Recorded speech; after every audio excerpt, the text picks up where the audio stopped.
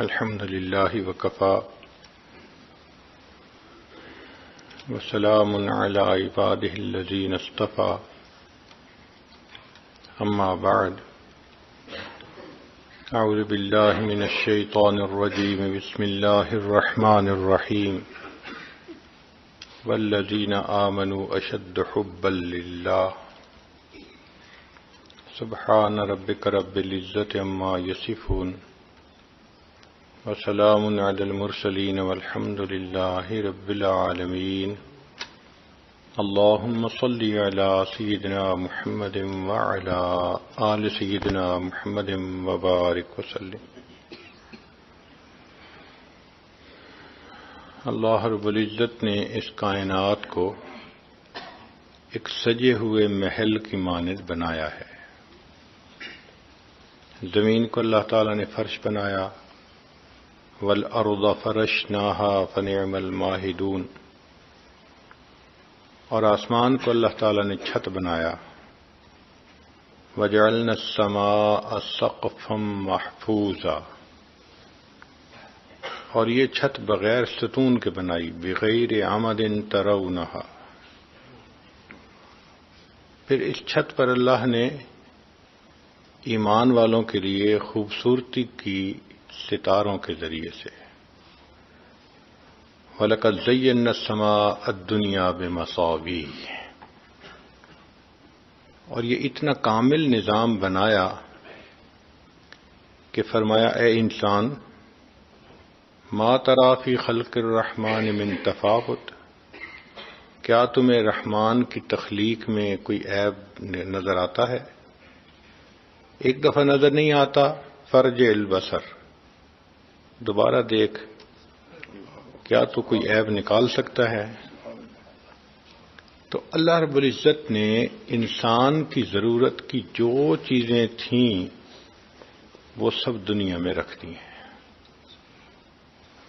آپ غور کریں، ہمارے جسم کی ہر ضرورت زمین سے پوری ہوتی ہے۔ پانی زمین سے نکلتا ہے، گندم، چاول، باقی فصلیں، پھل، سبزیاں، ہمارے بننے والے مکانات، ان کے لیے پتھر، ماربل، لوہا، جو بھی چیز ہے وہ زمین سے نکلتا ہے۔ اللہ رب العزت نے سب کچھ انسان کے لیے بنایا، اور انسان کو اللہ نے رب رحمان کے لیے بنایا۔ کسی نے کہا کھیتیاں سرسبز ہیں تیری غذا کے واسطے، چاند سورج اور ستارے ہیں ضیاء کے واسطے، بحر و بر، شمس و قمر، ماء و شما کے واسطے، یہ جہاں تیرے لیے ہے تو خدا کے واسطے۔ تو ان الدنیا خلقت لکم وانتم خلقتم للآخرہ، دنیا اللہ نے ہمارے لیے بنائی اور ہمیں اللہ نے اپنے لیے بنایا کہ ہم اللہ رب العزت کی عبادت کریں۔ مقصد زندگی ہی یہی ہے۔ چنانچہ 4 طرح کی مخلوقات ہیں دنیا میں، ایک کو جمادات کہتے ہیں، دوسری کو نباتات کہتے ہیں، تیسری کو حیوانات کہتے ہیں، اور چوتھی کو انسان کہتے ہیں۔ ان کے درمیان ایک ترتیب ہے، ایک درجہ بندی ہے۔ سب سے کم درجہ وہ جمادات کا ہے، پھر اس کے بعد نباتات اس سے افضل، حیوانات اس سے افضل، انسان اس سے افضل۔ اب افضل ہونے کے پیچھے کوئی لاجک ہونی چاہیے، کوئی ریزن ہونی چاہیے۔ تو علماء نے لکھا ہے کہ ان سب کے جو نام ہیں ان کا پہلا حرف ان کی وہ صفت بیان کرتا ہے کہ جو ان کو دوسروں سے ڈسٹنگوش کرتی ہے، فضیلت دیتی ہے۔ مثال کے طور پر جمادات، اب اس جمادات کے لفظ میں پہلا حرف کون سا ہے؟ جیم۔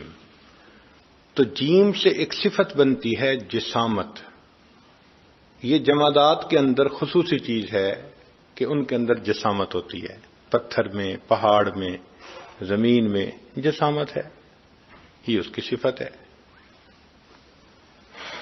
اب اس سے اوپر ہیں نباتات۔ نباتات کے اندر جسامت بھی ہونی چاہیے اور کوئی ایڈیشنل صفت ہونی چاہیے جس کی وجہ سے اس کو ہم نے افضل کہا۔ اب وہ ایڈیشنل صفت کیسے معلوم ہوگی؟ اس کے نام کے پہلے حرف سے۔ تو نباتات کا پہلا حرف کون سا ہے؟ نون، اور نون سے لفظ بنا نشو و نما، لہذا نباتات کے اندر نشو و نما کی صفت بھی ہے۔ پتھر تو جہاں پڑا 10 سال کے بعد بھی اتنے کا اتنا رہے گا، لیکن نباتات کے اندر جسامت بھی ہے، نشو و نما کی صلاحیت بھی ہے۔ آپ بیج لگاتے ہیں، پودا بنتا ہے، پھر ایک جھاڑی بنتی ہے، پھر درخت بن جاتا ہے، تو نشو و نما ہے اس کے اندر۔ اس نشو و نما کی وجہ سے نباتات کو فضیلت مل گئی جمادات کے اوپر۔ اب اس کے بعد ہے حیوانات۔ حیوانات کے اندر یہ دونوں صفتیں ہونی چاہیے، ان کے اندر جسامت بھی ہے اور نشو و نما بھی ہے۔ بکری کا بچہ پیدا ہوتا ہے تو چھوٹا سا، پھر کچھ عرصے کے بعد اتنا بڑا بچہ بن جاتا ہے، تو نشو و نما بھی ہے، جسامت بھی ہے۔ کوئی تیسری صفت ہونی چاہیے جس کی وجہ سے اس کو فضیلت دی گئی، وہ کیسے معلوم ہوگی؟ اس کے نام کے پہلے حرف سے۔ تو حیوانات کا پہلا حرف کون سا ہے؟ ہا، اور ہا سے لفظ بنا حرکت، چنانچہ حیوانات کے اندر حرکت بھی ہوتی ہے۔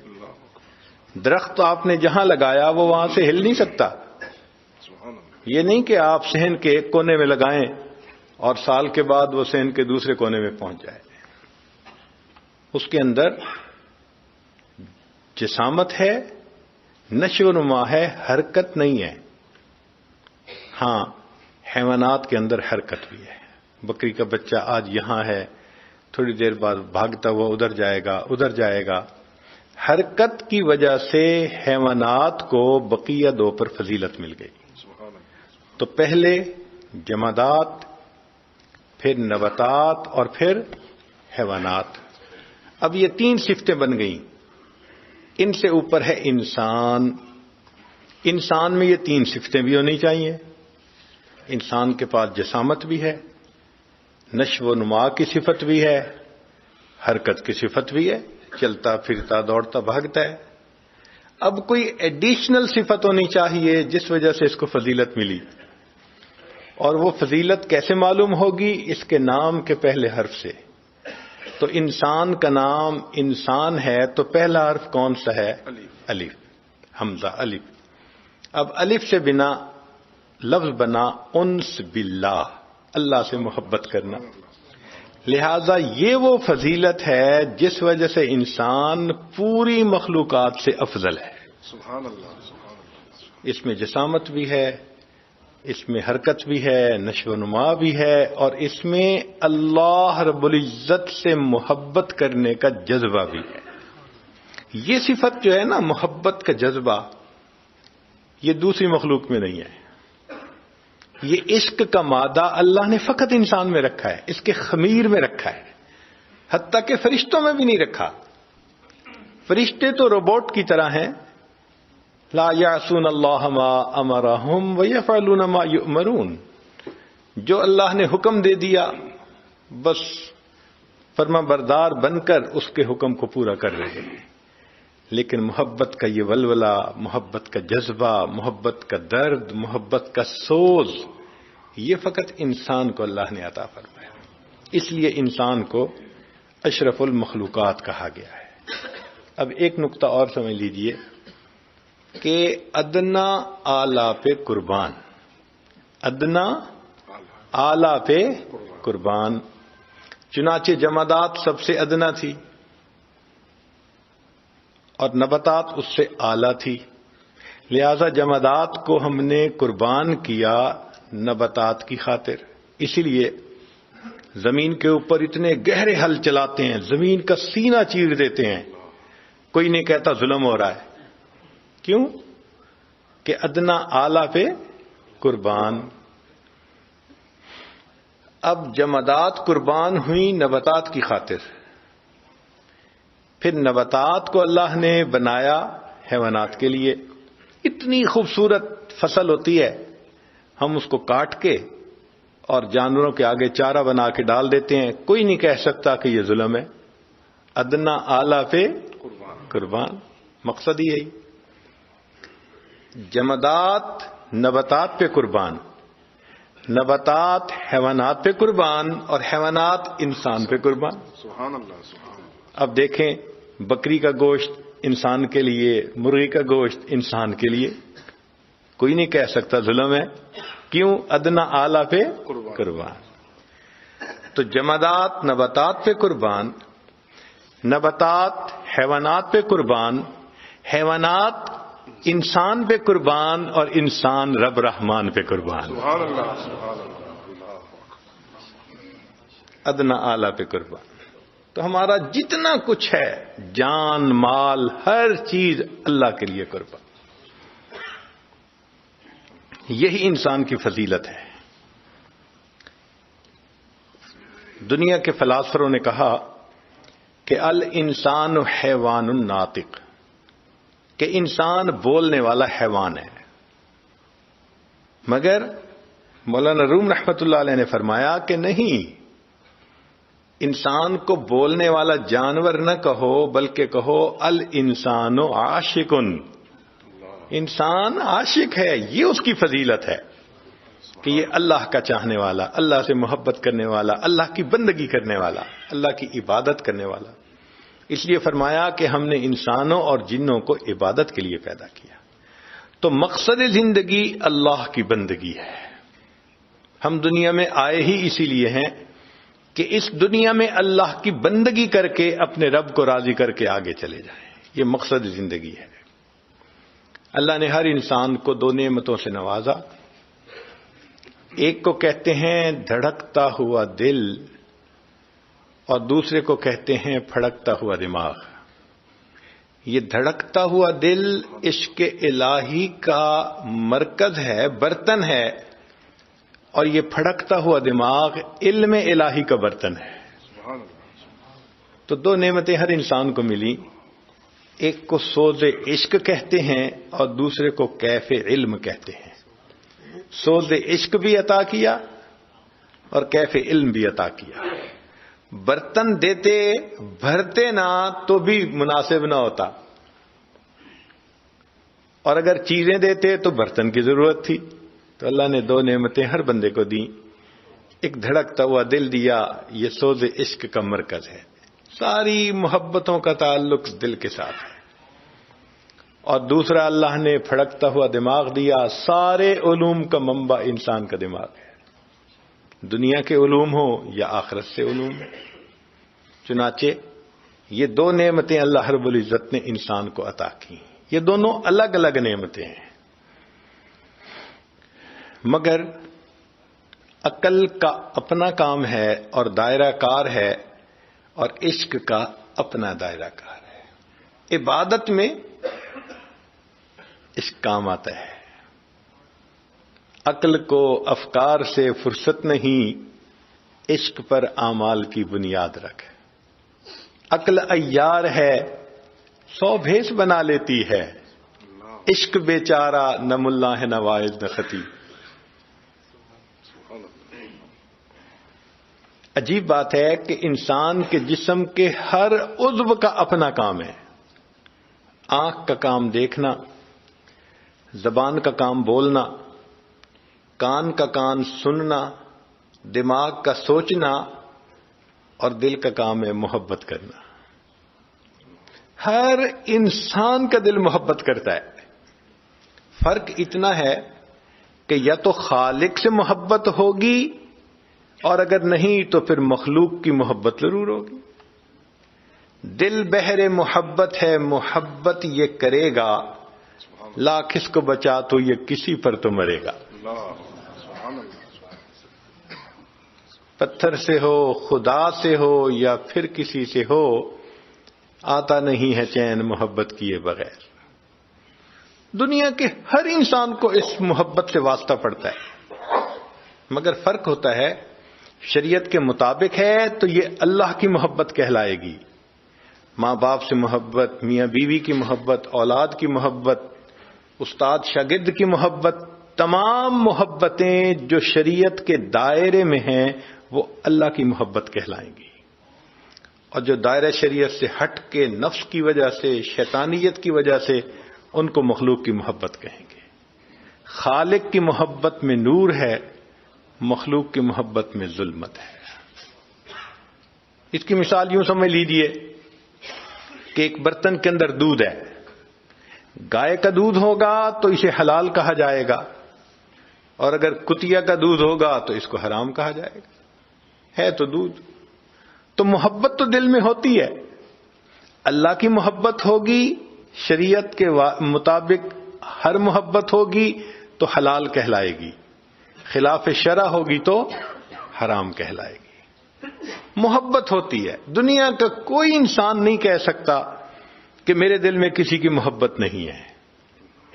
اس کی مثال یوں سمجھ لیجئے، ایک کمرے کے اندر یا تو اجالا ہوگا، اگر نہیں تو اندھیرا ضرور ہوگا.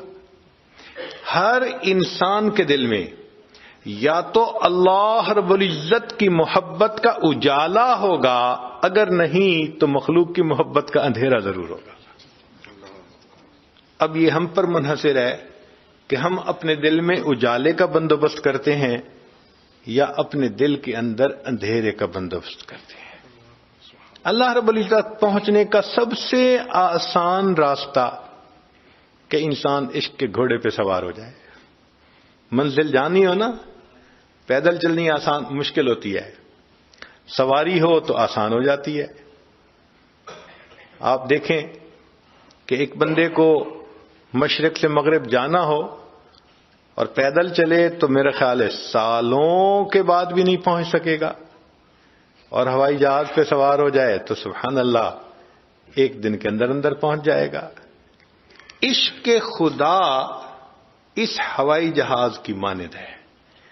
جو اس پہ سوار ہو جاتا ہے نا اور اپنے دل میں اللہ کی محبت کو بھر لیتا ہے، الحمدللہ اللہ کے ساتھ اس کا وصل آسان ہوتا ہے. عشق کی ایک جست نے طے کر دیا قصہ تمام. کیا علامہ اقبال نے اچھا شعر لکھا. عشق کی ایک چھلانگ نے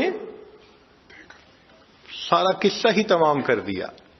عشق کی ایک جست نے طے کر دیا قصہ تمام، اس زمین و آسمان کو بے قراں سمجھا تھا میں سمجھا تھا زمین و آسمان کے فاصلے ہم طے نہیں کر سکتے. عشق کی ایک جست نے زمین سے اٹھا کر عرش پہ پہنچا دیا. راہ برسوں کی طے ہوئی پل میں، راہ برسوں کی طے ہوئی پل میں، عشق کا ہے بہت بڑا احسان. یہ عشق کا احسان ہے کہ وہ بندے کو اپنے اللہ سے واصل کر دیتا ہے. اس لیے جو عشق کے گھوڑے پہ سوار ہو کے چلتا ہے ہمیشہ منزل پہ پہنچتا ہے. جو عقل کی بنیاد پہ چلتا ہے ہمیشہ راستے میں رہ جاتا ہے. جو عقل کی بنیاد پہ چلے اس کو فرزانہ کہتے ہیں، بڑا عقل مند ہے. اور جو عشق کے گھوڑے پہ سوار ہو اس کو دیوانہ کہتے ہیں. تو شاعر نے ایک عجیب شعر لکھا، لوٹ آئے جتنے فرزانے گئے، کہ جو عقل کی بنیاد پہ اس راستے پہ چلے، لوٹ آئے جتنے فرزانے گئے، تاب منزل صرف دیوانے گئے. سبحان اللہ. جن کے اندر عشق کی دیوانگی ہوتی ہے وہ منزل پہ پہنچ کے دم لیتے ہیں. لوٹ آئے جتنے فرزانے گئے، تاب منزل صرف دیوانے گئے. آہ کو نسبت ہے کچھ عشاق سے، آہ نکلی اور پہچانے گئے. ہو عاشق اور آہیں نہ بھرے، یہ کیا بات ہوئی؟ سبحان اللہ۔ اللہ رب العزت ابراہیم علیہ السلام کے بارے میں فرماتے ہیں ان ابراہیم لأواہ، اواہ کہتے ہیں کسی کی محبت میں آہیں بھرنے والا، وہ اللہ تعالیٰ کی محبت میں آہیں بھرتے تھے۔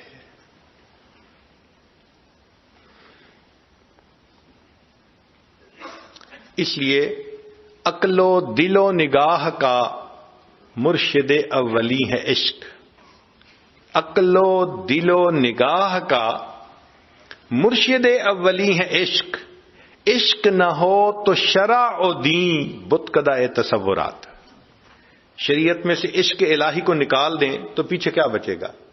چند تصورات بچ جائیں گے۔ تو اصل چیز تو اللہ کی محبت ہے، اس لیے جو اللہ کا عاشق بن جاتا ہے پھر مخلوق کا محبوب بن جاتا ہے۔ عجیب شعر کہا، ہر کے عاشق شد جمال ذات را، جو اللہ تعالیٰ کی ذات کا عاشق بن جاتا ہے، ہر کے عاشق شد جمال ذات را، اوست سید جملہ موجودات را، وہ پوری مخلوقات کا سید سردار بن جایا کرتا ہے۔ تو اس لیے عقل کے زور پہ جانا مشکل ہے، عشق کی بنیاد بنا لیں تو پھر منزل پہ جانا آسان ہے۔ علامہ اقبال نے بہت عجیب اشعار کہے ہیں، نالا ہے بلبل شوریدہ تیرا خام ابھی، اپنے سینے میں ذرا اور اسے تھام ابھی، پختہ ہوتی ہے اگر مصلحت اندیش و عقل، عشق ہو مصلحت اندیش تو ہے خام ابھی، کہ اگر عقل ہو اور ہر چیز میں مصلحت کو دیکھیں تو کہتے ہیں بڑی پختہ عقل ہے، اور عشق اگر مصلحتوں کو دیکھیں تو کہتے ہیں یہ ابھی کچا ہے۔ پختہ ہوتی ہے اگر مصلحت اندیش و عقل، عشق ہو مصلحت اندیش تو ہے خام ابھی، عشق فرمودہ قاصد سے صبح گام عمل، عقل سمجھی ہی نہیں مانی یہ پیغام ابھی، کہ محبوب کا پیغام لے کر قاصد آیا تو عشق نے جیسے محبوب کا پیغام سنا قدم اٹھا لیا عمل کی خاطر، اور عقل بیچاری ابھی اس میسج کا مفہوم ہی سمجھ نہیں سکی۔ عشق فرمودہ قاصد سے صبح گام عمل، عقل سمجھی ہی نہیں مانی یہ پیغام ابھی، بے خطر کود پڑا آتش نمرود میں عشق، عقل ہے محو تماشائے لبے بام ابھی۔ عشق نے تو آتش نمرود میں چھلانگ لگا دی تھی اور عقل باہر کھڑی دیکھ رہی تھی یہ ہو کیا رہا ہے۔ تو اصل چیز تو اللہ سے محبت ہے، اسی لیے جب اللہ سے محبت ہوتی ہے اللہ کا نام اچھا لگتا ہے، محبوب کا نام پیارا لگتا ہے۔ ایک دفعہ نام لینے سے جی نہیں بھرتا، نام لے کے بدن میں مٹھاس آ جاتی ہے۔ اس لیے فرمایا اللہ اللہ اینچ شیریں ہست نام، شیر و شکر میں شود جانم تمام، کہ جب میں اللہ اللہ کا نام لیتا ہوں میرے پورے جسم میں اس طرح مٹھاس آ جاتی ہے جیسے دودھ میں چینی ڈالنے سے پورا کا پورا دودھ میٹھا ہو جایا کرتا ہے۔ نام لینے سے مزہ آ جاتا ہے۔ اب یہ عشق ملتا ہے کثرت ذکر سے۔ اصول یہ ہے کہ ذکر سے ذات کی محبت پیدا ہوتی ہے۔ چنانچہ شریعت نے جہاں حکم دیا فرمایا اذکروا اللہ ذکرا کثیرا والذاکرین اللہ کثیرا والذاکرات۔ یہ جو کثرت کا حکم دیا اس کی بنیاد یہی تھی کہ میرے بندے کثرت سے میرا ذکر کریں گے، ان کے دل میں میری محبت آئے گی اور محبت ان کے لیے میرے ساتھ وصل کا سبب بن جائے گی۔ ایک نقطہ، جس نے اللہ رب العزت کو پہچانا، جس نے اللہ رب العزت کو پہچانا وہ اللہ تعالیٰ سے محبت کیے بغیر رہ نہیں سکتا، اور جس نے دنیا کی حقیقت کو پہچانا وہ دنیا سے نفرت کیے بغیر رہ نہیں سکتا۔ یہ دھوکے کا گھر ہے. یہ انسان کو اللہ سے غافل کرتی ہے, آخرت سے غافل کرتی ہے. تو جو دنیا کی حقیقت کو پہچانے گا وہ دنیا سے نفرت کرے گا, اور جو اللہ رب العزت کی عظمت کو پہچانے گا وہ اللہ رب العزت سے محبت کیے بغیر رہ نہیں سکتا. اسی لیے جبریل علیہ السلام نبی علیہ السلام کی خدمت میں حاضر ہوئے. اے اللہ کے حبیب صلی اللہ علیہ وسلم, عش ما شئت فإنک میت. جتنا چاہیں آپ دنیا میں زندہ رہیں, ایک دن آپ کو اللہ کے پاس جانا ہے. وَأَحْبِبْ مَنْ شِئْتَ فَإِنَّكَ مُفَارِقُ. جس سے چاہیں آپ محبت کریں, ایک نہ ایک دن آپ نے اس سے جدا ہونا ہے. یہ جو مفارق ہو, یہ باب مفاعلہ کا صیغہ ہے. جہاں بھی دنیا کی محبت ہوگی ایک دن جدائی ہونی ہے. اب کوئی کہے جی ہم میاں بیوی میں بڑی محبت ہے. بھئی جتنی محبت رہے موت بالآخر جدا کر دیتی ہے. جدائی تو ہے, انجام ہی جدائی ہے. تو جو مخلوق سے محبت کرے گا ایک نہ ایک دن مخلوق سے جدا کر دیا جائے گا. جو اللہ رب العزت سے محبت کرے گا ایک نہ ایک دن اللہ سے ملا دیا جائے گا. سبحان اللہ. سبحان اللہ.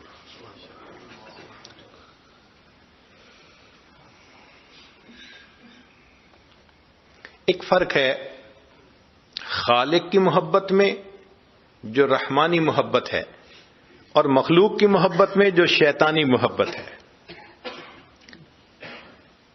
خالق کی محبت سے دل میں نور آتا ہے, مخلوق کی نفسانی محبت سے دل میں ظلمت آتی ہے.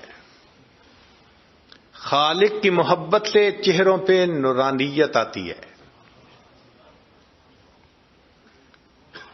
اور مخلوق کی محبت سے چہروں پہ ویرانی آتی ہے. اللہ کی محبت سے دلوں میں سکون آتا ہے, مخلوق کی محبت سے دلوں میں بے چینی آتی ہے. آپ بڑے آرام سے دیکھ سکتے ہیں کہ کون بندہ کہاں انوالوڈ ہے. چین نہیں آتی, راتوں کو نیند نہیں آتی, لوگوں میں بیٹھنے کی وجہ الگ جا کے بیٹھے گا, ادھر فون سن رہا ہے ادھر میسج کر رہا ہے. آپ فیل کریں گے کہ some thing is seriously wrong some where. بے چینی ہوتی ہے طبیعت کے اندر. گھر میں سب کے ساتھ مل کے کھانا نہیں کھائے گا, میں اکیلا کھانا کھا لوں گا, مجھے کھانے کی ضرورت نہیں, مجھے طلب نہیں کھانے کی. طبیعت بتاتی ہے کہ نارمل کیس نہیں ہے.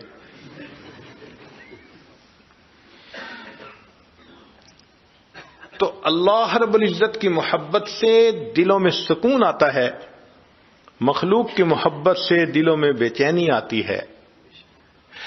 اللہ رب العزت کی محبت کا انجام ہمیشہ اچھا ہوتا ہے, مخلوق کی محبت کا انجام ہمیشہ برا ہوتا ہے. اللہ رب العزت کی محبت کے انجام میں ہمیشہ نیک نامی آتی ہے, مخلوق کی محبت کی انجام میں ہمیشہ بدنامی آتی ہے. جتنے لوگ اللہ سے محبت کرتے ہیں ان میں آپس میں بھی محبتیں ہوتی ہیں. وہ ایک دوسرے کا بھی احترام کرتے ہیں, ایک دوسرے سے بھی عقیدت رکھتے ہیں, کیونکہ سب اللہ کے چاہنے والے. اور مخلوق کے محبت اگر کئی کرنے والے ہوں تو آپس میں حسد ہوتا ہے.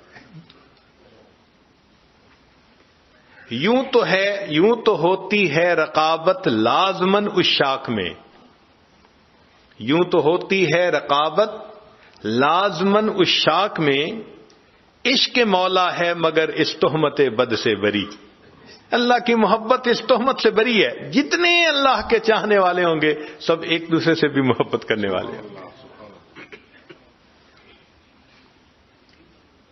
اللہ کی محبت کا ایک عجیب اور انداز ہے. جو کوئی مخلوق سے ڈرتا ہے وہ دور بھاگتا ہے. سانپ سے ڈرا دور بھاگا, شیر سے ڈرا دور بھاگا, کسی انجان بندے سے ڈرا دور بھاگا. جو مخلوق سے ڈرتا ہے وہ کیا کرتا ہے؟ دور بھاگتا ہے. جو مخلوق سے ڈرتا ہے وہ دور بھاگتا ہے, جو اللہ رب العزت سے ڈرتا ہے وہ اور اللہ کے قریب ہو جاتا ہے. سبحان اللہ. اللہ تیری شان کتنی بڑی ہے. اللہ اکبر کبیرہ. اور ایک اور فرق ہے خالق کی محبت اور مخلوق کی محبت میں. جن کو مخلوق سے محبت ہوتی ہے وہ چاہتے ہیں کہ محبوب کا جسم ہمارے پاس ہو. ان کو جسم سے غرض ہوتی ہے. محبوب کا دل جہاں مرضی ہو. یہ مخلوق کی محبت. جسم ہمارے پاس ہو اور دل جہاں چاہے مرضی ہو. اور اللہ کی محبت کا معاملہ عجیب ہے. اللہ فرماتے ہیں میرے بندے تم مجھ سے محبت کرتے ہو, تمہارا دل میرے پاس ہونا چاہیے, جسم تمہارا جہاں مرضی ہو. سبحان اللہ. تم بازار میں بیٹھے ہو مجھے پھر بھی اچھے لگتے ہو, مسجد میں ہو پھر بھی اچھے لگتے ہو, بس تمہارا دل ہر وقت میرے پاس ہونا چاہیے. اللہ کو دل چاہیے. تو اس لیے ہمیں چاہیے کہ ہم اپنے دل میں اللہ کی محبت کو بسائیں. مولانا روم رحمۃ اللہ نے کیا اچھا شعر کہا. فرماتے ہیں عشق با مردہ نباشد پائیدار. مرنے والوں سے اور ڈھلنے والوں سے عشق پائیدار نہیں ہوتا. عشق با مردہ نباشد پائیدار, عشق را با حی و با قیوم دار. اگر تم نے ہمیشہ رہنے والا عشق کرنا ہے تو تمہیں اپنے رب سے کرنا چاہیے جو حی و قیوم ہے, کبھی موت نہیں آئے گی. اللہ. مرنے والوں سے اور ڈھلنے والوں سے کیا محبت کرنی. زیب النساء مخفی کے اشعار ہیں مرغ دل را گلشن بہتر سے کوئے یار نیست, کہ دل کے مرغ کے لیے یار کی گلی سے بہتر باغ اور کوئی نہیں. طالب دیدار را ذوق گل و گلزار نیست. جو دیدار کا طالب ہوتا ہے اس کو پھول بوٹوں کا شوق نہیں ہوتا, اس کو تو محبوب کا دیدار کرنا ہوتا ہے. آگے کہتی ہے گفتم از عشق بتاں اے دل چ حاصل کر دئی. میں نے پوچھا اے دل تجھے ان دنیاوی محبوبوں کے عشق سے کیا ملا. گفت مارا حاصل جز نالہ زار نے. کہنے لگی کہ مجھے مخلوق کی محبت سے سوائے رونے دھونے مایوسی کے سوا کچھ حاصل نہیں ہو. تو یہ مخلوق کی محبت کا انجام ہوتا ہے. اس لیے کہا میر مت مرنا کسی گلفام پر, میر مت مرنا کسی گلفام پر, خاک ڈالو گے انہی اجسام پر. ایک وقت آئے گا مٹی ڈالو گے انہی کے. میر مت مرنا کسی گلفام پر, خاک ڈالو گے انہی اجسام پر. اس لیے قیامت کے دن فساق کے اعضاء ان کے گناہوں کی گواہی دیں گے اور عشاق کی آنکھوں سے برسنے والے آنسو اللہ کے سامنے ان کی محبت کی گواہی دیں گے. خوش نصیب ہے وہ بندہ جو اللہ کی محبت میں روئے. خوش نصیب ہے وہ آنکھ جس آنکھ سے اللہ کی محبت میں آنسو نکلے. حضرت گنگوئی رحمۃ اللہ علیہ نے ایک عجیب بات فرمائی. فرماتے تھے کہ جس شخص کی زبان سے ایک مرتبہ محبت کے ساتھ اللہ کا لفظ نکلا, ایک مرتبہ, جس شخص کے منہ سے ایک مرتبہ محبت کے ساتھ اللہ کا لفظ نکلا, یہ لفظ کبھی نہ کبھی اس بندے کے لیے جہنم سے نکلنے کا سبب بنا دیا جائے گا. ایک مرتبہ, صرف ایک مرتبہ. اللہ, ایک مرتبہ جس نے محبت سے اللہ کہا کبھی نہ کبھی اس کے لیے جہنم سے نکلنے کا سبب بن جائے گا. اس لیے شیخ ابوالحسن شاذلی رحمۃ اللہ علیہ فرمایا کرتے تھے کہ عشق کتب ہے, نیوکلیس ہے، اور انسان کی ساری زندگی کے اعمال اس کے گرد گھومتے ہیں۔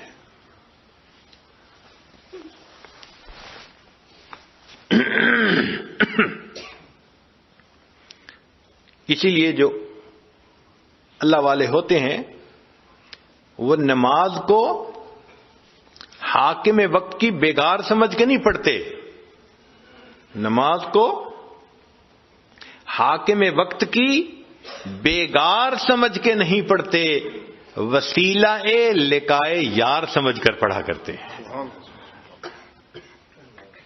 ان کے لیے نماز ان کی محبت کے جذبے پورے ہونے کی ایک ترتیب ہوتی ہے۔ آپ دیکھیں جن کے تعلقات ہوتے ہیں نفسانی، وہ بار بار جیب سے فون نکال کے دیکھیں گے کوئی میسج تو نہیں، کوئی کال تو نہیں آئی، ان کو کال اور میسج کی انتظار رہتی ہے۔ اور جو اللہ والے ہوتے ہیں وہ بھی اللہ سے ہم کلامی کرنا چاہتے ہیں، ان کو نماز کی انتظار رہتی ہے، کب اذان کی آواز آئے گی۔ اذان کی آواز سن کے ان کے دل باغ باغ ہو جاتے ہیں۔ نبی علیہ السلام فرماتے تھے ارحنی یا بلال، بلال میرے دل کو ٹھنڈک پہنچا دے، اذان کی آواز۔ سیدہ صدیقہ فرماتی ہیں کہ نبی علیہ الصلوۃ والسلام ہمارے ساتھ بیٹھتے تھے، ہم ان کے ساتھ باتیں کر رہے ہوتے تھے، اور ادھر سے اذان کی آواز آتی تھی، اس کے بعد نبی علیہ السلام ایسے ہو جاتے تھے جیسے ہمیں پہچانتے ہی نہیں، ایسے بیگانہ ہو جاتے تھے۔ کیوں؟ اب محبوب کی طرف سے ملاقات کے لیے آنے کی اطلاع مل گئی، مسجد جاتے تھے۔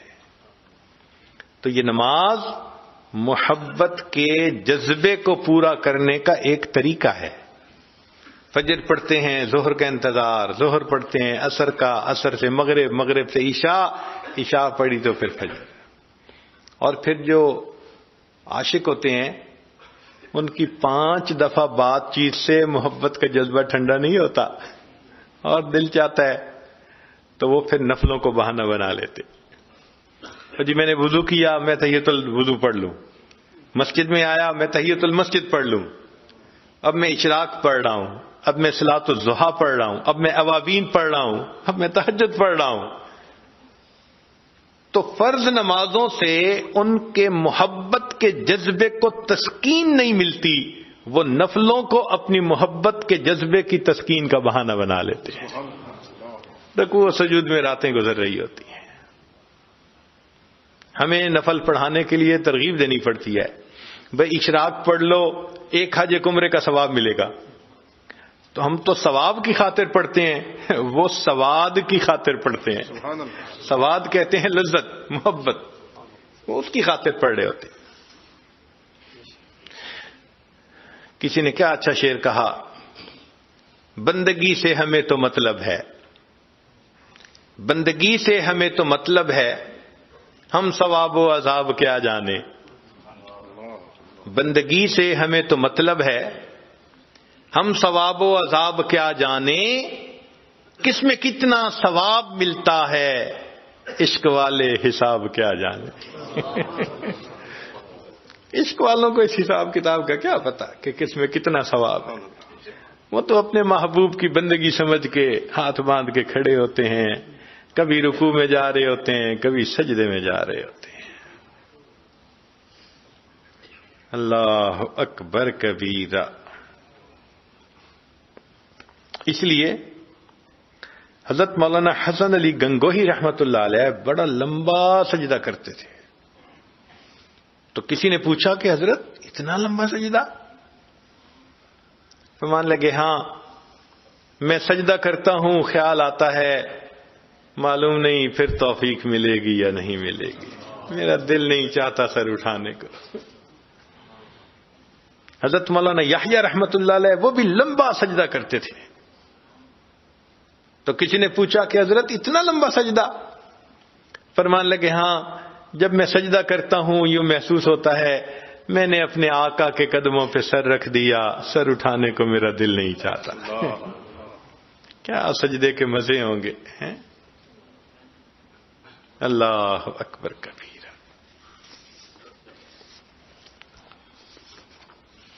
حضرت مولانا فضل الرحمان گنج مراد آبادی رحمۃ اللہ علیہ، ان کی زیارت کے لیے ایک مرتبہ حضرت اقدس تھانوی رحمۃ اللہ علیہ تشریف لے گئے۔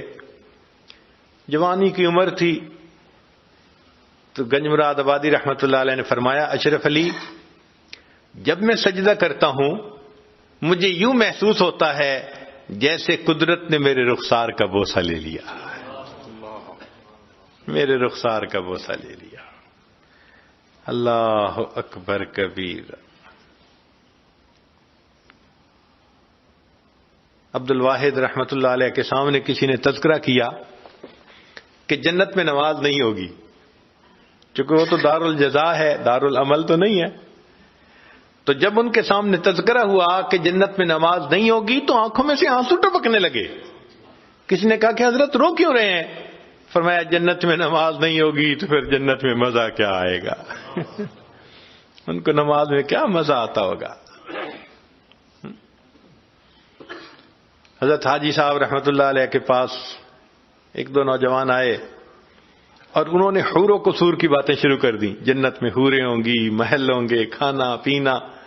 حضرت سنتے رہے، آخر پر فرمایا کہ اگر قیامت کے دن اللہ نے مجھ پر رحم فرما دیا، میں اتنی گزارش کروں گا، اللہ اپنے عرش کے سامنے مصلی کی جگہ عطا فرما دیجیے۔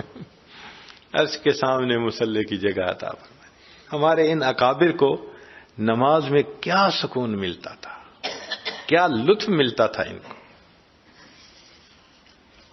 ہم تو اس کا اندازہ ہی نہیں لگا سکتے۔ تبھی تو عشاء کے وضو سے فجر کی نمازیں پڑھا کرتے تھے۔ کوئی آسان کام ہے؟ عشاء کے بعد مصلی پہ آدھا گھنٹہ بیٹھ کے دکھائیں، مصلی اچھال دیتا ہے جی، بیٹھا نہیں جاتا۔ مصلی پہ وہی بیٹھتا ہے جس کا دل جڑا ہوا ہوتا ہے، اس کا اٹھنے کو دل نہیں چاہتا۔ ہم نے اپنی زندگی میں ایک ایسے بزرگ کے پیچھے نماز پڑھی جو پوری زندگی نماز کے ہر سجدے میں 21 مرتبہ تکبیر کہا کرتے تھے۔ 21 مرتبہ رکوع سجود سبحان ربی العظیم 21 مرتبہ، سجدے میں سبحان ربی الاعلیٰ 21 مرتبہ۔ ہم کتنی دفعہ کہتے ہیں؟ 3 مرتبہ۔ تو بھائی جب چھٹی کا دن ہوتا ہے کوئی لاٹھی لے کے پیچھے تو نہیں نہ کھڑا ہوتا کہ جلدی کرو نماز پڑھو، تو کیا ہم 5 دفعہ پڑھ سکتے ہیں؟ 7 دفعہ پڑھ سکتے ہیں؟ کچھ تو محبت کا اظہار کرے نا کہ اللہ سبحان ربی الاعلیٰ کہتے مجھے دل کو کیا مٹھاس مل رہی ہے۔ ہمیں خیال ہی نہیں آتا، ہم تو بس فرض پورے کر کے بھاگ رہے ہوتے ہیں مسجد نماز کی گھر کی طرف۔ تو اللہ والے اللہ کی محبت میں نماز پڑھتے ہیں، ان کا جذبہ پورا ہوتا ہے اور ہر وقت ان کے دل میں اللہ کی یاد رہتی ہے، ایک تار جڑی رہتی ہے اس محبت کی وجہ سے۔ حضرت مجذوب رحمت اللہ علیہ ریٹائر ہو گئے تو کسی نے کہا کہ حضرت کیا حال ہے؟ تو چونکہ شاعر تھے تو شعر میں جواب کہا، پنشن ہو گئی ہے کیا بات ہے اپنی، پنشن ہو گئی ہے کیا بات ہے اپنی، اب دن بھی ہے اپنا اور رات ہے اپنی۔ پنشن ہو گئی ہے کیا بات ہے اپنی، اب دن بھی ہے اپنا اور رات ہے اپنی، اب اور ہی کچھ ہے میرے دن رات کا عالم، ہر وقت ہی رہتا ہے ملاقات کا عالم۔ اب اور ہی کچھ ہے میرے دن رات کا عالم، ہر وقت ہی رہتا ہے ملاقات کا عالم۔ اس مجلس میں اگر دیکھا جائے تو ممکن ہے 50% لوگ ایسے ہوں جو سکون سے گھر کی زندگی گزار رہے ہیں، بچے بزنس کر رہے ہیں یا بزنس ایسا ہے کہ آمدنی آ رہی ہے، کوئی نوکری کی بھاگی دوڑی ان کو نہیں ہے، مگر 3 مرتبہ تسبیح پڑھیں گے۔ بھائی ہم بھی اللہ سے محبت کا اظہار کریں کچھ، کبھی 2 رکعت لمبے پڑھ کے دیکھیں، تسلی کی 2 رکعت پڑھ کے دیکھیں، کبھی رات کے آخری پہر میں اللہ کے سامنے 2 رکعت ایسے پڑھیں کہ کوئی خیال نہ آئے. ایک تمنا ہونی چاہیے نا. 2 رکعت بھی زندگی میں ایسی نکل آئی نا کہ جو ہم نے اللہ کی رضا کے لیے پڑھی وہ ہماری بخشش کا سبب بن جائے گی. تو محبت کا جذبہ فرض نمازوں سے پورا نہیں ہوتا تو نوافل کو اس کا بہانہ بنا لیتے ہیں. آج صدیق لانا فرماتی ہیں نبی علیہ السلام تشریف لائے، میرے پاس آ کر لیٹ گئے، پھر تھوڑی دیر میں فرمان لگے ذرینی یا عائشہ، عائشہ چھوڑ مجھے، میں اپنے رب کی عبادت کرتا ہوں.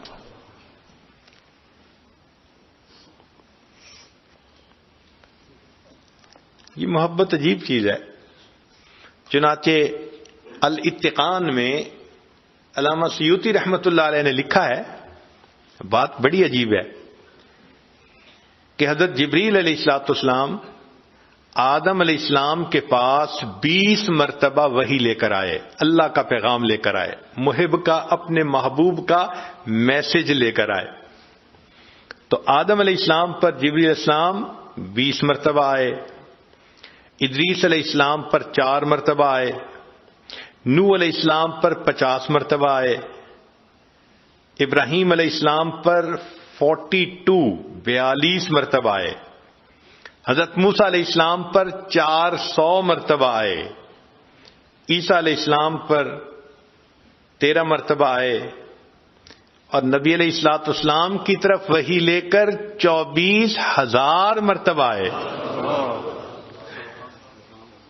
محب اور محبوب کے میسیجز، سبحان اللہ، 24,000 مرتبہ. اور 24,000 مرتبہ اترنے کے بعد محبوب کی یہ کیفیت تھی کہ پھر انتظار میں رہتے تھے، آسمان کی طرف دیکھتے تھے، شاید میرے آقا کا کوئی اور میسج اتر آیا.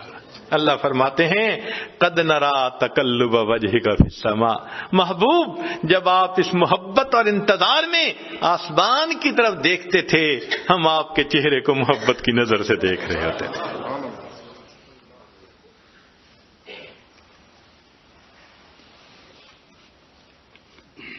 اللہ تعالیٰ ارشاد فرماتے ہیں والذین آمنوا اشد حبا للہ، ایمان والوں کو اللہ سے شدید محبت ہوتی ہے.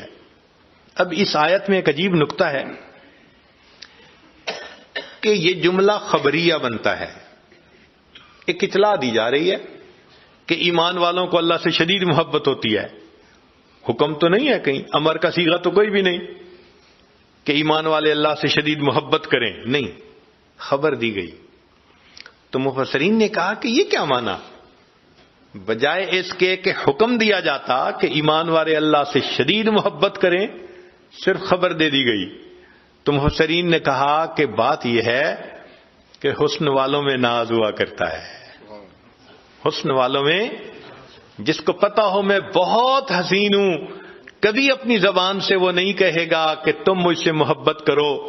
وہ اتنا چاہتے ہیں کہ لوگوں کو میرے حسن کی اطلاع ہو جانی چاہیے، کوئی مجھ سے محبت کیے بغیر رہ ہی نہیں سکتا. اللہ رب العزت نے بھی جملہ خبریہ اطلاع دے دی، اے بندو تم میرے حسن و جمال کے بارے میں اگر جان لوگے تم مجھ سے محبت کیے بغیر رہ ہی نہیں سکو. تو فرمایا ایمان والوں کو اللہ تعالی سے شدید محبت ہوتی ہے.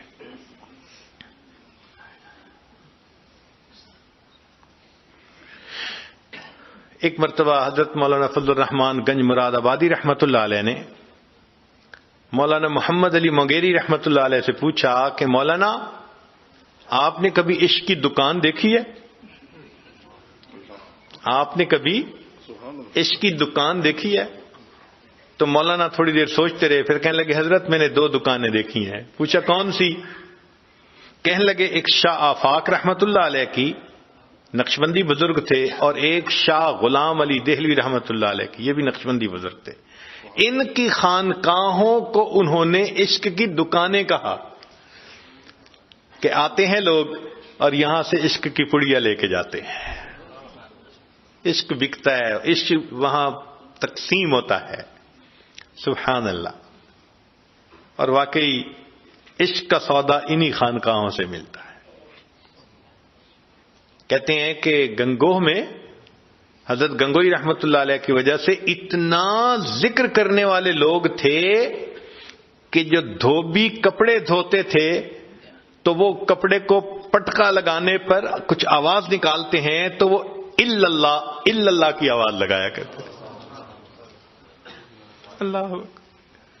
ایک مرتبہ ایک شہر میں، ملتان شہر ہے، ایک نوجوان بیت ہوئے، بعد میں کہنے لگے جی کہ میں بلیک بیلٹ ہوں اور میں نے فلاں کمپٹیشن جیتے ہوئے ہیں.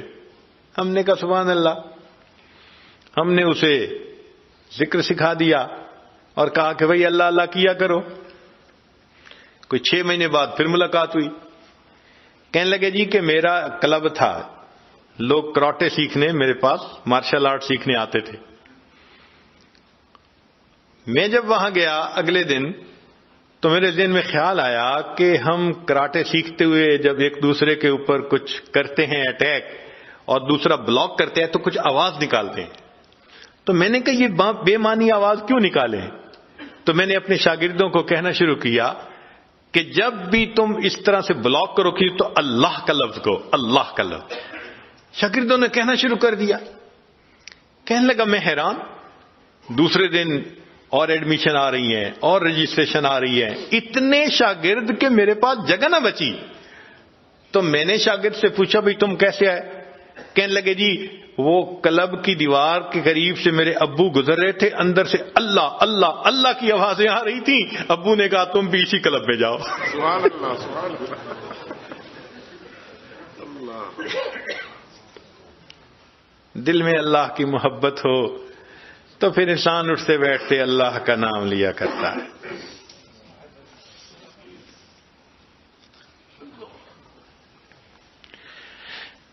محترم جماعت، ہم نے بھی اپنی زندگی میں عشق کی ایک دکان دیکھی. ان مشائخ کی صحبت میں لوگ آتے ہیں، واقعی عشق سے سینوں کو بھر کے واپس جاتے ہیں. حضرت خواجہ فضل علی قریشی رحمۃ اللہ علیہ مسکین پور شریف میں تقریباً 150 سے 200 لوگوں کا عام طور پہ مجمع ہوا کرتا تھا جو سالکین ذکر سیکھنے کے لیے آتے تھے. یہ عام مجمع تھا. وہ مسجد کے اندر سب رات کو لیٹ جاتے تھے اور ان کی نیند کیا ہوتی تھی کہ سب لیٹتے تھے تو تھوڑی دیر بعد کسی پہ جذبہ ہوتا تھا تو اللہ اللہ اللہ یوں کہنا شروع کر دیتا، سب کی آنکھ کھل جاتی تھی.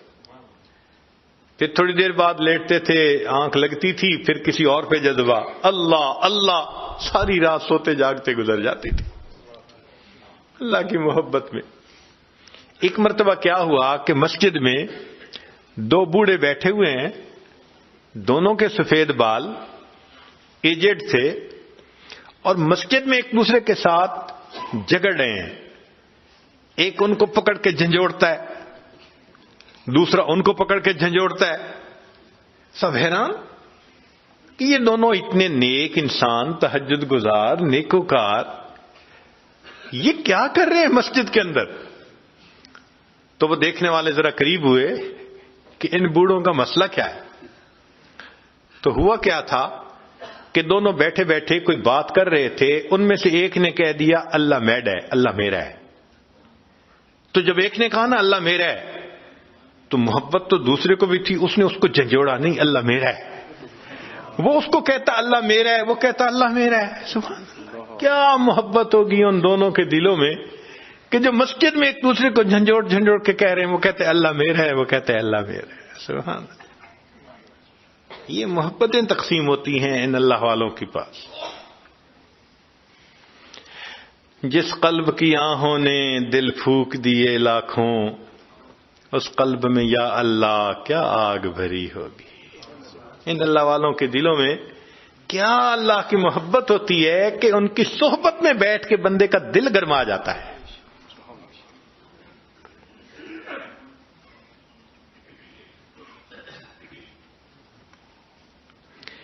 اس لیے فرمایا کہ العشق نار یحرق ما سوی اللہ.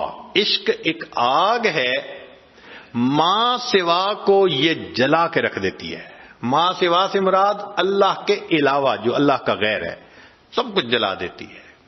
عشق کی آتش کا جب شعلہ اٹھا ماں سوا معشوق سب کچھ جل گیا. تیغ لا سے یعنی لا کی تلوار سے تیغ لا سے قتل غیر حق ہوا. دیکھیے پھر بعد اس کے کیا بچا پھر بچا اللہ باقی سب فنا. مرحبا اے عشق تجھ کو مرحبا. عشق اللہ کے سوا ہر چیز کا تاثر دل سے نکال کے رکھ دیتا ہے. یہ عشق وہ نعمت ہے. شاد باد اے عشق خوش سودائے ماں اے دوائے جملہ علت ہائے ماں اے دوائے نخوت و ناموس ماں اے کہ افلاطون و جالینوس ماں. یہ عشق ہی افلاطون اور جالینوس ہے.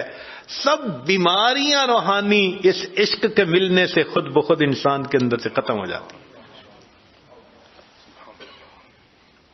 اللہ کا نام انسان دل میں بسائے پھر دیکھے کہ اللہ کی محبت کا مزہ کیا ہے. قرآن مجید کی ایک آیت ہے کہ جب سلیمان علیہ الصلوۃ والسلام کا پیغام ملکہ بلقیس کو پہنچا تو اس نے اپنے مشیروں سے مشورہ کیا کہ مجھے کیا کرنا چاہیے. انہوں نے کہا کہ تم جو قدم اٹھاؤ گی ہم ساتھ ہیں.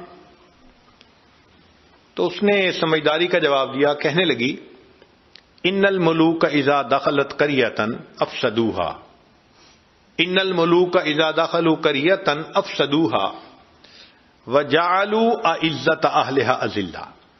کہ بادشاہ جب کسی بستی پر داخل ہوتے ہیں حملہ آور ہوتے ہیں وہاں انقلاب برپا کر دیتے ہیں اور جو ہاں معزز ہوتے ہیں ان کو ذلیل کر کے وہ باہر نکال دیا کرتے ہیں.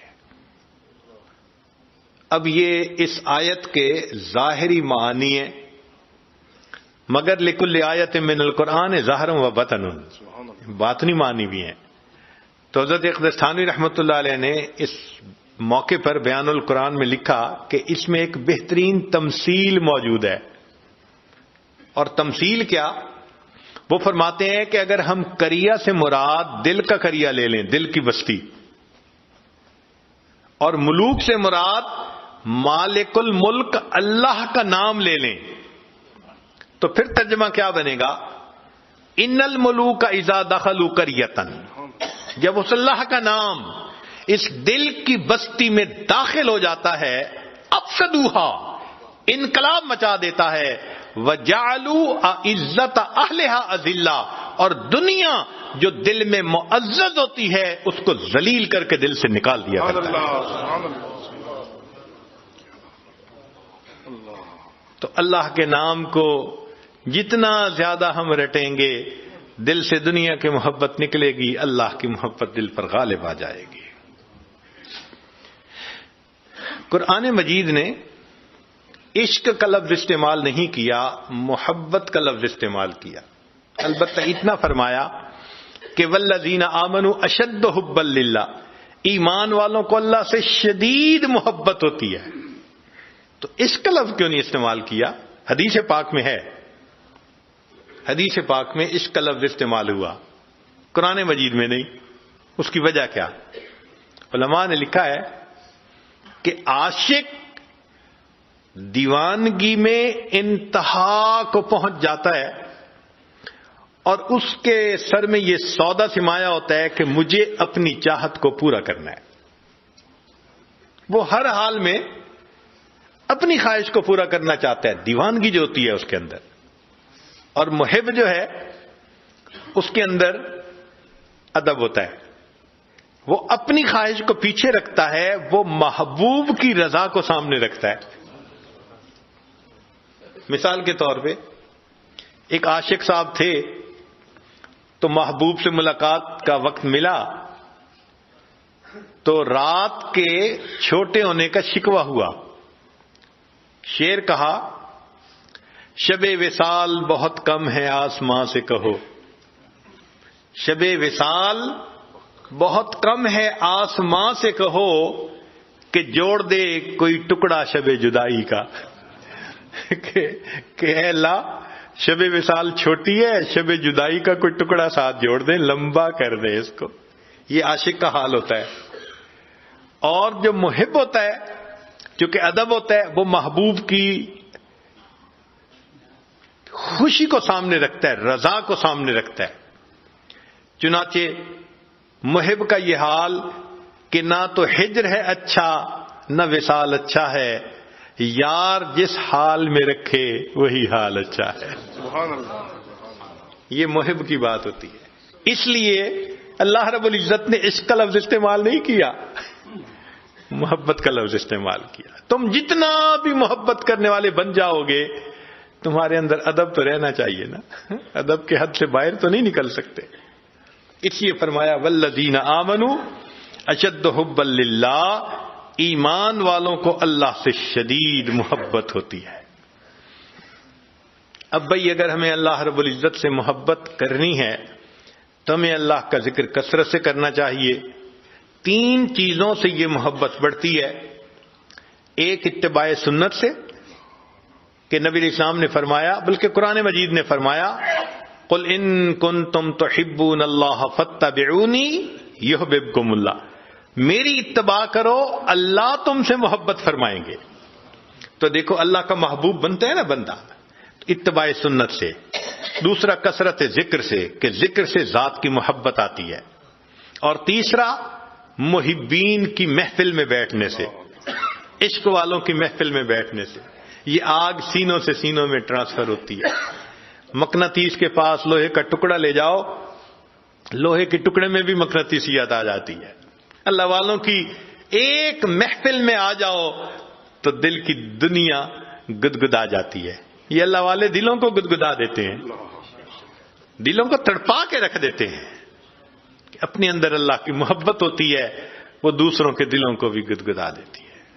تو ان 3 چیزوں سے یہ محبت بڑھتی ہے اور پیدا ہوتی ہے. اب بھئی اگر اللہ رب العزت سے ہمیں محبت ہے تو اللہ کی ملاقات کے لیے ہمیں تیار بھی تو ہونا چاہیے. آج کسی کو میسج ملے کہ جی آپ کی میٹنگ ہے فلاں کے ساتھ، لوگ اس کے لیے ڈریس نیا بنواتے ہیں، تیاری کرتے ہیں کہ ہمیں ملاقات کے لیے جانا ہے. تو اللہ کی ملاقات کے لیے ہم نے بھی تو جانا ہے، ہمیں بھی اس کی تیاری کرنی چاہیے. ذرا دیکھیے کہ آخر دلہن کو کیوں سجاتے ہیں؟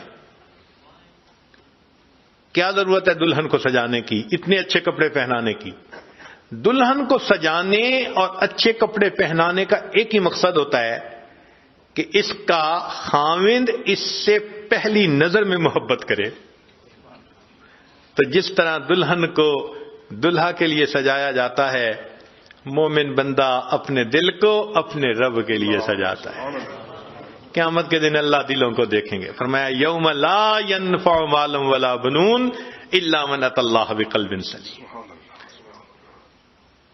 دلوں کو دیکھیں گے. اللہ تعالیٰ دلوں کے بیوپاری ہیں. دل چاہتے ہیں ہم اپنے دل کو منور کریں، گناہوں کے اثرات سے اس کو پاک صاف کریں، اللہ کی محبت سے اس کو بھر دیں، ہمارا پورا وجود اللہ کی محبت میں رچ بس جائے. ایسی محبت اللہ کی. اللہ اکبر کبیرہ.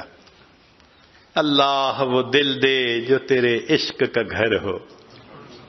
اللہ وہ دل دے جو تیرے عشق کا گھر ہو، دائمی رحمت کی تیری اس پہ نظر ہو.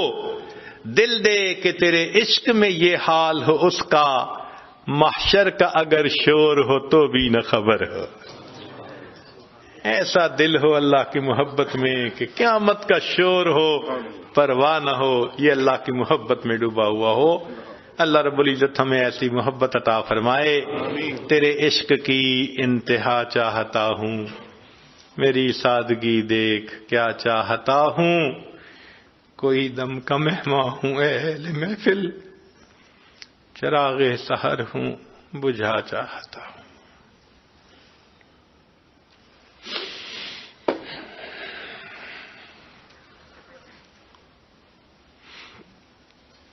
دعا سے پہلے جو دوست بیعت ہونے کی نیت سے آئے ہیں، توبہ طائب ہونے کی نیت سے آئے ہیں، یہ عاجز ان کو توبہ کے کلمات پڑھا دے گا۔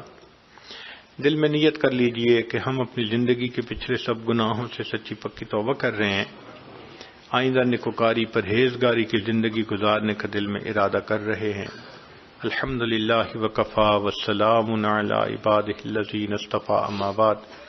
یہ کلمات سچے دل کے ساتھ پیچھے پیچھے پڑھیے۔ بسم اللہ الرحمن الرحیم۔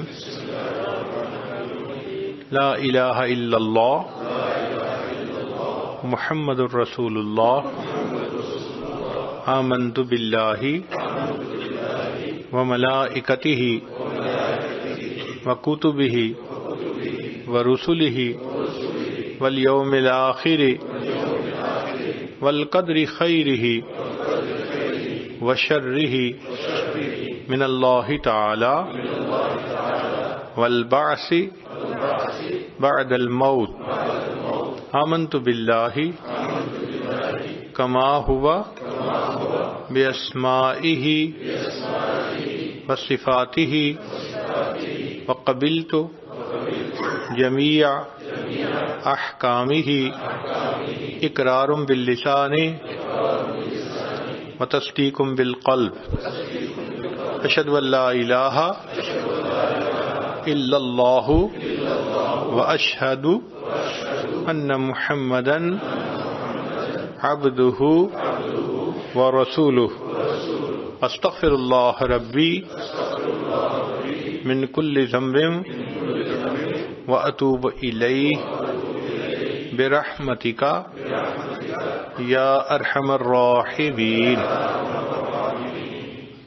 چند معمولات ہیں، اگر آپ ان کو باقاعدگی سے کریں گے تو دل میں اللہ رب العزت کی محبت سمائے گی۔ ایک ہے 100 مرتبہ درود شریف صبح اور شام پڑھنا، اللہم صلی علی سیدنا محمد وعلی آل سیدنا محمد وبارک وسلم۔ 100 مرتبہ استغفار پڑھنا، استغفر اللہ ربی من کل ذنب واتوب الیہ۔ تیسرا ہے قرآن مجید کی روزانہ تلاوت کرنا، ایک پارہ ہو تو بہت اچھا، مشکل ہو تو آدھا پارہ صحیح، جو حفاظ ہوں وہ اپنی منزل کے حساب سے پڑھیں۔ چوتھا ہے چلتے پھرتے لیٹے بیٹھے دل میں اللہ کا دھیان رکھنا، دست وقار دل بیار، ہاتھ کام کاج میں مشغول اور دل اللہ تعالیٰ کی یاد میں مشغول۔ اور پانچویں چیز ہے ذکر قلبی یعنی مراقبہ۔ جب آپ فارغ ہوں تو تھوڑی دیر مصلی پر بیٹھ کر اللہ سے لو لگا کر بیٹھیں، یہ سوچیں کہ اللہ رب العزت کی رحمت آ رہی ہے، دل میں سما رہی ہے، دل کی ظلمت اور سیاہی دور ہو رہی ہے، اور میرا دل اللہ اللہ اللہ یہ میرا دل کہہ رہا ہے۔ انشاءاللہ یہ 15-20 منٹ آدھے گھنٹے کا یہ مراقبہ دل کو منور کرے گا اور آپ اس کے اثرات کو خود محسوس کریں گے۔ الحمدللہ جتنے لوگ اس کو سیکھتے ہیں اور کرتے ہیں وہ تصدیق کرتے ہیں کہ دل کی دنیا بدلتی ہے، آنکھ کا دیکھنا بدلتا ہے، زبان کا بولنا بدلتا ہے، دل دماغ کی سوچ بدلتی ہے۔ سچی بات یہ ہے کہ انسان بدل جاتا ہے۔ تو آپ اس مراقبے کو باقاعدگی سے کیجئے۔ اب اس مراقبے کی ہم مشق کر لیتے ہیں تھوڑی دیر دعا سے پہلے۔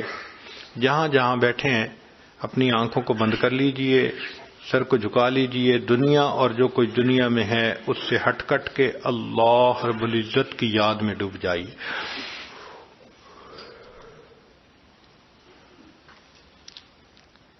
انسان جب اپنے اندر جھانکتا ہے اسے اپنی اصل تصویر نظر آتی ہے۔ اپنے من کے دریچے کو کھولیے، اپنی اصل تصویر کو دیکھیے۔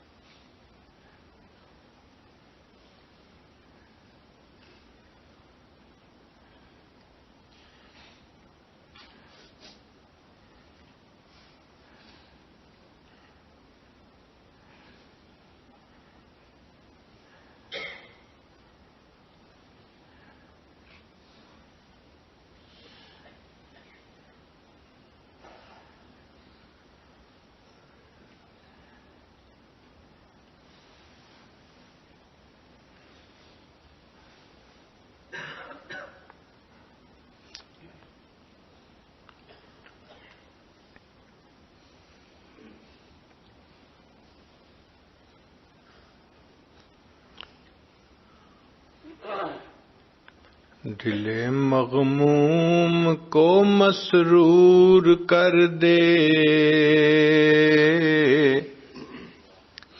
دل بے نور کو پر نور کر دے۔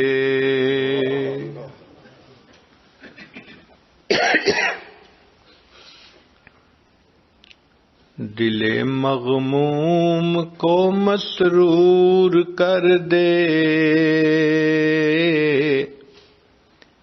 دل بے نور کو پر نور کر دے۔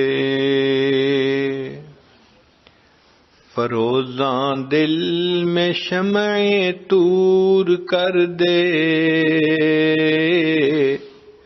یہ گوشہ نور سے معمور کر دے۔ ہے میری گھات میں خود نفس میرا، خدایا اس کو بے مقدور کر دے۔ میرا ظاہر سنور جائے الہی، میرے باطن کی ظلمت دور کر دے۔ میرا ظاہر سنور جائے الہی، میرے باطن کی ظلمت دور کر دے۔ مے وحدت پلا مخمور کر دے، محبت کے نشے میں چور کر دے۔ مے وحدت پلا مخمور کر دے، محبت کے نشے میں چور کر دے۔ اللہ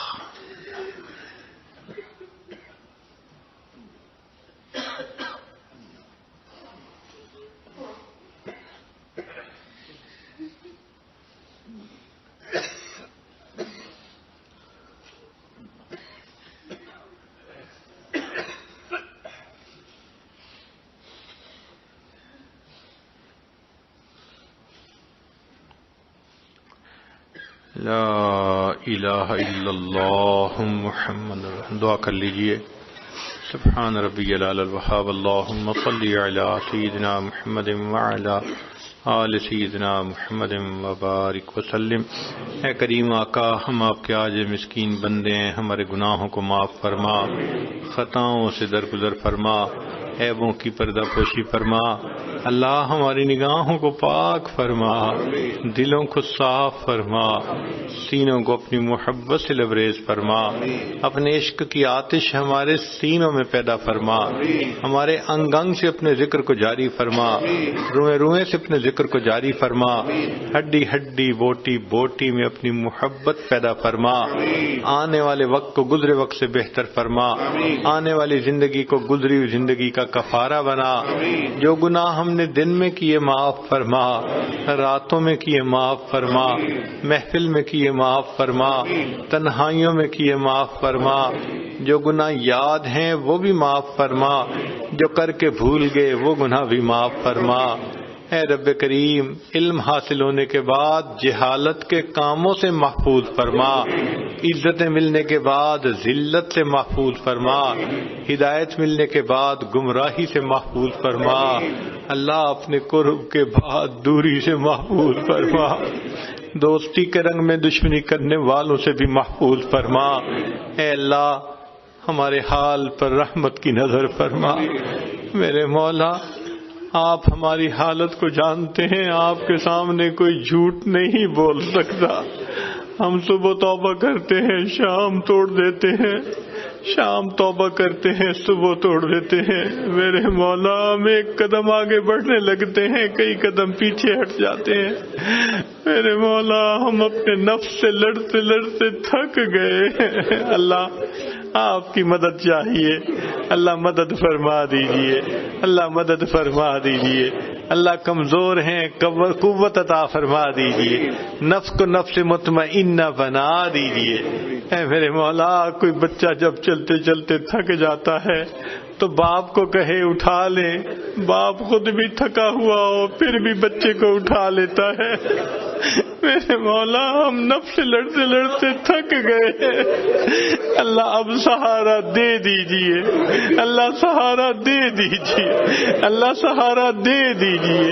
میرے مولا، ہمارے نفس کو نفس مطمئنہ بنا دیجئے، کامل شریعت پر عمل کی توفیق عطا فرما، اللہ گناہوں کی ذلت سے محفوظ فرما، ہمیں طاعات کی عزت نصیب فرما۔ میرے مولا، رحمتوں کا معاملہ فرما۔ بے کریم، ہم آپ کی نافرمانی نہیں کرنا چاہتے، نفس خبیث ہے، شیطان بدبخت پیچھے پڑا ہے، اللہ اس نفس کو نفس مطمئنہ بنا دیجئے، شیطان بدبخت سے پیچھا چھڑا دیجئے، اللہ ہمیں اپنی حفاظت میں لے لیجئے۔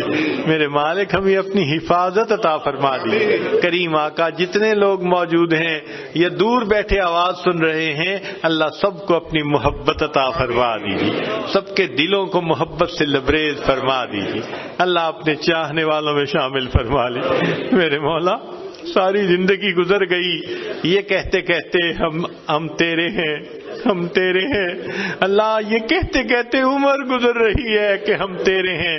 اے اللہ، آج کی محفل میں آپ کہہ دیجئے تم میرے ہو، اللہ آپ کہہ دیجئے، اللہ آپ فرما دیجئے، اے کریم آپ فرما دیجئے، اے رحیم آپ فرما دیجئے، اے حنان آپ فرما دیجئے، اے منان آپ فرما دیجئے، ایک مرتبہ کہہ دیجئے کہ تم میرے ہو۔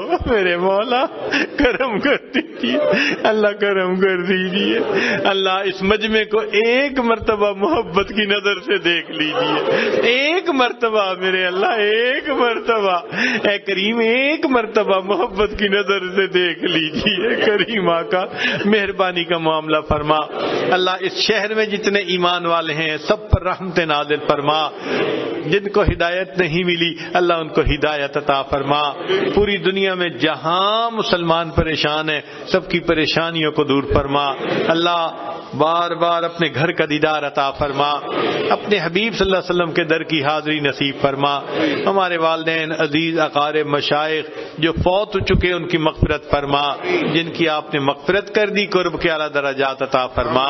رب کریم، ہماری ان دعاؤں کو اپنی رحمت سے قبول فرما، جنہوں نے دعاؤں کے لیے کہا، خط لکھے، فون کیے یا ہم سے توقعات رکھتے ہیں یا جن کے ہم پر حقوق آتے ہیں، اے اللہ ان سب کو ان دعاؤں میں حصہ نصیب فرما۔ صلی اللہ تعالی علی حبیبہ سیدنا محمد و آلہ و اصحابہ اجمعین برحمتک یا ارحم الراحمین۔